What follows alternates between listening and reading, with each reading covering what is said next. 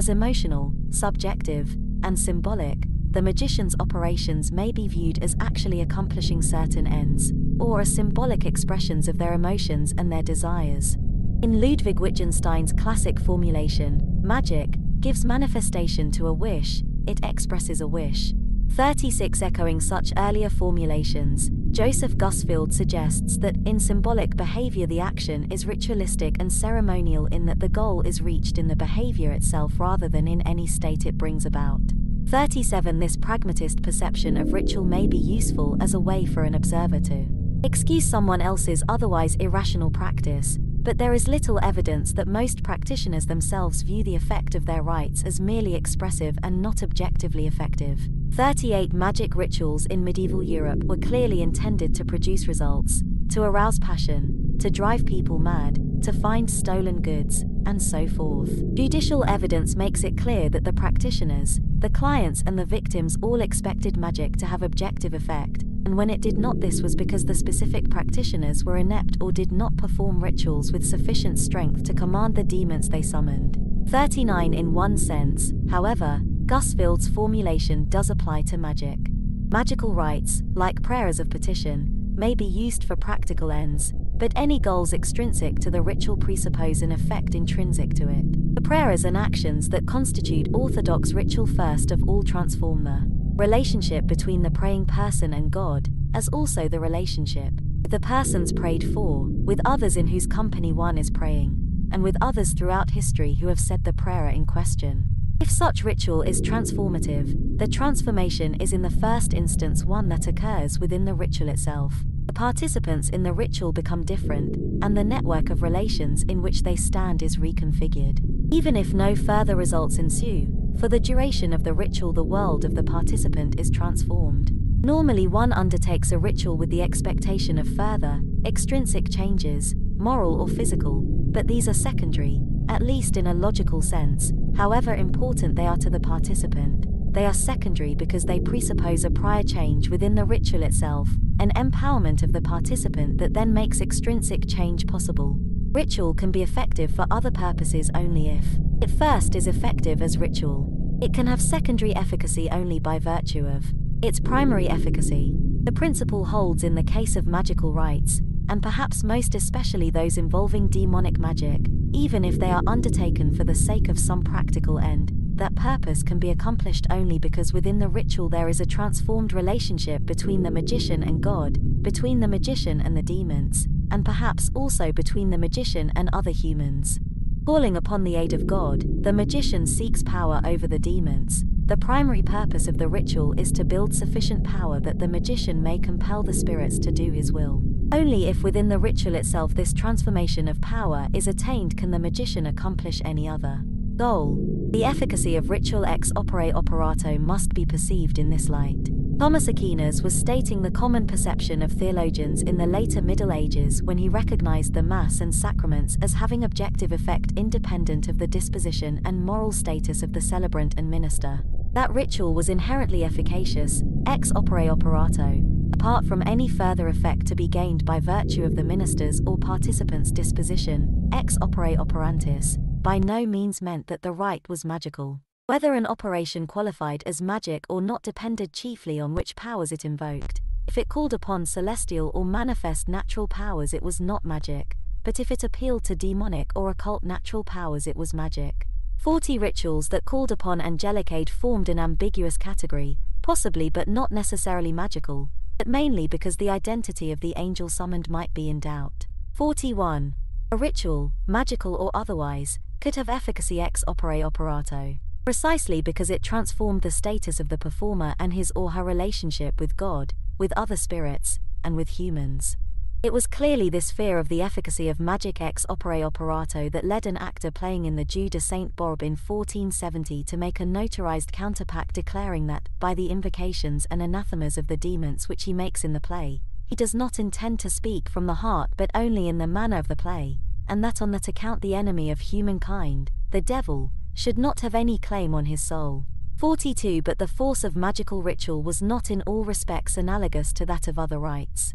Ordinary prayer and official ritual assume that the spirits invoked are in general well disposed toward humankind, and enter readily into a helping relationship. The praying person's invocation of God or a saint is an appeal to a benevolent being. In this respect, the rituals of demonic magic differ from other rites. They invoke fallen spirits taken, by the necromancers as well as by their critics, to be unwilling, uncooperative, inimical and treacherous. The operations of demonic magic, more than other rituals, are thus explicit contests of wills. The necromancer recognizes a need to heap conjuration upon conjuration, and to buttress these formulas with supporting means of power, precisely because the demons are reluctant to come, and if they come will do everything in their power to escape the magician's control, threaten him, and deceive him. To gain the upper hand in the contest, the magician must hold the strongest possible means for power over the demons, and must adjure them in the name of all that is holy to come in non-threatening form, to cause no harm, and to tell only the truth. Yet all of these factors, far from undercutting Gusfield's analysis, actually strengthen it.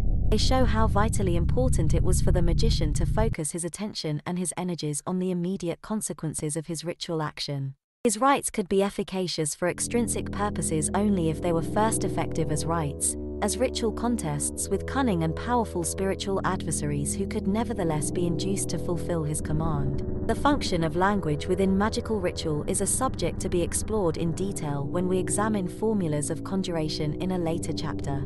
The general topic is one S.J. Tambia has discussed, with focus on the use of special languages, or the use of elements from various languages, in magical practice. 43 necromantic conjurations of the late Middle Ages are almost entirely in Latin, which marks them not as specifically magical but as similar to ordinary liturgical formulas. Some experiments give formulas in what is said to be Chaldean, thus making an appeal to the authority of ancient Jewish magic analogous to that of later Christian Kabbalists. But when a child medium is used, he is sometimes licensed to conjure the spirits in the vernacular. On one level, one might say that the choice of language is a matter of indifference. The demons or other spirits being conjured know all human tongues and can be addressed effectively in any of them. Yet in a different way, the selection of language was important, because it was only formulas in Latin that were clearly related to the prayers of mainstream liturgy. Necromancers who had command of Latin and could use it to demonstrate the groundedness of their rites in the liturgical tradition of the Church could no doubt gain readier acceptance as authentic masters of their art. And even if demons could understand other languages, they seemed, like God, to pay special attention when addressed in Latin. In any case, within medieval culture, magical words were seen as effective not per se but rather as means for evoking the effective presence of the archetypal powers to which they refer.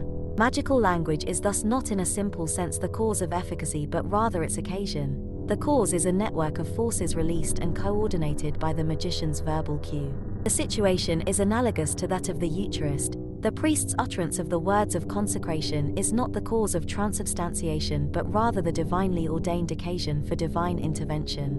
One might suppose that this distinction is too subtle to have been clear to the common necromancer, but in fact the point is clearly articulated in the conjurations themselves, which not only acknowledge but insist that the sources of their own power are the archetypal forces they bring to bear upon the situation at hand. The magic we are dealing with, then, borrows the conventions of liturgical prayer and has efficacy resembling that of the sacraments. In other respects, however, the fitting comparison is not so much with liturgy and sacraments as with the private devotions that were proliferating in the late Middle Ages, and the analogue to the Book of Magic is less the missal than the private prayer book. Ritual magic and devotions alike showed how liturgical formulas could be adapted for private and domestic use. Indeed, one central point of devotionalism was to provide a network of connections between church and home, bonding them in an increasingly complex relationship, and imparting to the home some of the fervor and sacrality of the church. Magic resembles the devotionalism of the Books of Hours and other prayer books in its translation of official rites into an unofficial and largely private setting. 44 books of magic, like books of devotion, proliferated in the expanding marketplace of privately owned and privately read texts. Plan of this book. The following chapter will introduce the manuscript to which this study is chiefly devoted. Subsequent chapters fall into two blocks. Chapters 3 to 5 examine the experiments according to the chief purposes for which they are performed: entertainment, illusionist experiments, power over other individuals, psychological ones, and knowledge. divinatory ones. The chief point of these chapters is to show that within this body of material there are in fact fairly clearly distinguishable subtraditions, and to sketch the common characteristics of each. Chapters 6 to 8, then, analyze the sources and techniques used to gain magical power, in particular the conjurations, and the demonology assumed by these conjurations, the magic circles, and the formulas of astral magic, techniques that cut across the categories discussed in the earlier chapters, and thus represent elements of continuity within the diversity of necromantic practice. Throughout the book I will give translations, my own, unless otherwise noted, of source material for the study of late medieval necromancy. Most of these passages are from the Munich Handbook. To give a sense of the cultural context, I have included some material from other writings of the magicians and from writings about and against demonic magic. I have opted not to give a complete translation of the Munich Handbook. Both specialists and general readers, I assume, will be better served by selective translation of representative and particularly interesting passages, selected perhaps disproportionately but not exclusively from the earlier sections of the handbook, integrated into my analysis. This option seems especially appropriate given the largely repetitive nature of the material, and the need to situate it in its cultural context. The Latin text is, in any case, available at the end of the volume for those who wish to probe more deeply.